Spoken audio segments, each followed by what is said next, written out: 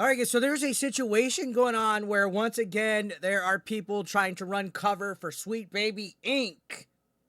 This is something that we've seen all year long. Sweet Baby Inc. injecting all their woke bullcrap in it, and when they get called out, they got their little Sweet Baby Inc. defense force out trying to silence people. Apparently, Games for Diversity is trying to silence YouTubers for exposing Sweet Baby connections. Shout outs to Master the TDS at Gothic Therapy, who is actually the person that's going through this bullshit censorship and attempt to silence them on their platform. You can see Games for Diversity, which is a Dutch gaming firm that helped push a game about a magical drag performer saving beefy men in their underwear to children, is attempting to silence the Gothic Therapy YouTube channel. This happened after its host, Master the TDS, and Writing Raven exposed the company's ties to Sweet Baby Inc. in the PAL group. So again, we've been covering all the stuff that Sweet Baby Inc.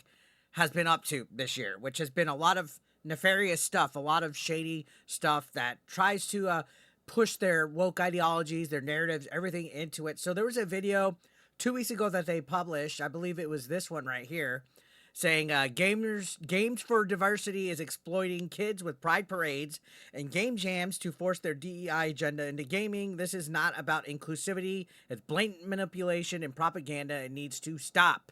So they put this video out right here that actually shook them to the core, to the point where they're going to great lengths to censor it, to silence it, right? So yeah, it says the husband and wife YouTube duo shone a light on Games for Diversity. I want to say Gamers for Diversity, but it's Games for Diversity. And its agenda: the company connects developers with gamers to create DEI-centric games that push very specific narratives pertaining to gender, pride values, immigration, and more. So basically normalizing all of their train of thought, right? And only their thought. That's the main issue I have with DEI and woke politics, is that they only want their way or the highway. They don't want all sides of the equation. It's very exclusionary.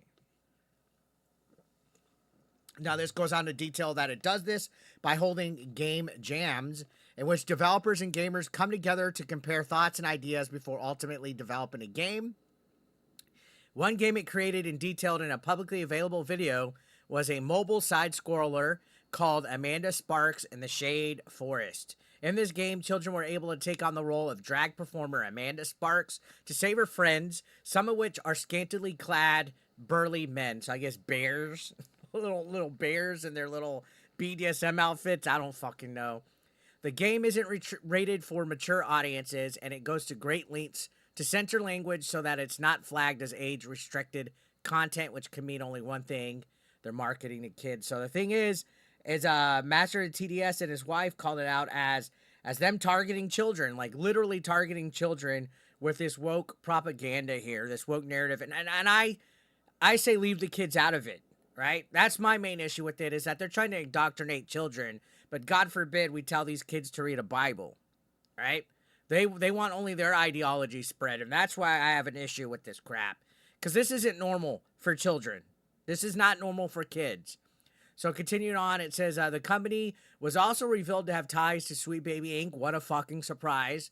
The narrative design firm started by Bowser enthusiast, if you guys all know about that story, Kim Belair, that seeks to inject DEI and ESG into just about every video game. The idea for Sweet Baby Inc. came to Belair when she was playing Mass Effect 2 and decided that allowing players to choose the race and gender of the protagonist was problematic. She's an absolute psycho, by the way, guys. We've been covering Sweet Baby Inc. all year. And you can see that she said she noted feeling negatively about the fact that she was witnessing her black female character speaking to another black character, and not everyone was having that experience. Since Sweet Baby has been exposed following the disastrous rollout of Suicide Squad Kill the Justice League, the studio has come under fire for its messaging for gamers who just want to enjoy escapism without modern-day identity politics. And speaking of Suicide Squad, which we haven't even gotten around to talk about it yet, that game is officially dead. So the game that kicked off all of this Gamergate 2.0 stuff and all the running cover for Sweet Baby Inc., that game's dead. Was it worth it? Was it worth all of you guys looking like complete lunatics this past year? So Master the TDS pointed out on the official press page for Games for Diversity there's a write-up in which company chairman Mino Dean is highlighted and praised as a game changer by gamesindustry.biz. This company at one point employed Bel Air. It's also run by the Powell Group, a company that recently entered into a partnership with Sweet Baby Inc., then deleted all mention of the narrative consultancy firm on their website and LinkedIn when called out on it. So it's a lot of shady teaming up, partnerships, removing crap. When you delete, that's where the fucking shadiness comes, and that's where people start to speculate about why, right? So, yeah, this video that they posted, apparently they got a privacy complaint, which we'll go to that tweet. So they posted the video, calling it out. Now they got a privacy complaint, which this is something that could be abused. And in this instance, Sweet Baby Inc., Games for Diversity, Kim Bel-Air, they're using it to censor, to silence somebody calling them out on their shady thing. So it's 110% a false privacy complaint. It's 110% a false takedown, a report, and that's not cool. So you can see right here, it says, it appears the individuals associated with Games for Diversity have filed a privacy complaint with YouTube regarding both our video and live stream that discuss their activities. All information shared in our content was publicly accessible. If further action is taken against us, we are prepared to contest it, which you rightfully should. Publicly available information does not violate privacy rights. If such info is displayed on your website, any resulting issues are your responsibility. So you can see, here's the privacy complaint. Honestly, it's a, hey, you better take this down and remove this content, or we're going to take down your video for violations. It's a way to silence. They're obviously abusing it in this instance, right? And this happened back December 1st. I believe this was reported on the 30th. So a couple weeks ago, I really haven't seen too many people talking about this. So I was like, yo, we need to bring this up. So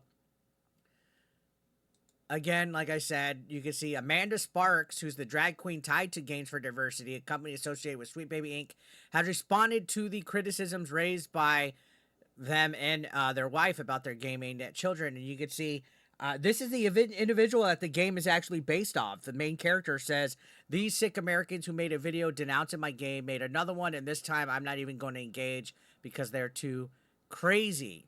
And then they also talked about the game, I guess the first video, the criticism. I just got home and was watching the replies on the video they made saying that Shade Force corrupts children. Guys, these guys are crazy. I'm having so much fun. So obviously being spiteful and hateful, which is what they want to do. They just want to stick it to the chuds and every single thing that they fucking do. So yeah, apparently the channel was sent official notice from YouTube, which stated that Games for Diversity has cited privacy concerns in the complaint. Of course, the video and content Gothic Therapy shared was all publicly available info. So it's absolutely trying to silence criticism. It's absolutely trying to take shit down. And the fact that the drag performers also attacking them is another sign that these people want to scare, intimidate, silence. You know, apparently Eileen Mujeres, I guess that's her name, the lead producer for the Powell Group, has gone protected. And I guess they're on Blue Sky as well. So when they run away and they hide, I think that's a sign of guilt as well. So it says, you know, these attempts to silence them darken the spotlight being shown on the industry. You know, it's not good to see censorship when you're being called the fuck out. And you can see, if you guys want to go and check out their video, it was made a week ago. And people are all into it. Saying, hey, good for you calling it out. Expose it. Nobody wants this crap in your video games, guys. And to try to silence people for shining a light on it, that's a bad look. So Sweet Baby Inc., Powell Group, Games for Diversity. I think if you guys really want to stop getting criticized and having people make videos about y'all and exposing you all year, maybe you should stop doing stupid shit. Maybe you should stop trying to do privacy complaints, shut down Steam curator groups. I mean, I don't know. The list goes on and on here at this point, right? So let me know your guys' thoughts down below in the comment section. I honestly would love to hear what you guys have to think, because we've been covering Sweet Baby Inc. all year. Everything from Suicide Squad, all that. And it's been a bad year for DEI initiatives. To the point where I think they're starting to hide which games they're working for because it backlashes and more stuff gets exposed by the fucking day about this company, and I think they do nothing good for the industry. So let me know your thoughts in the comment section. Subscribe if you're brand new. I'll see you on the next one. Thank you for watching.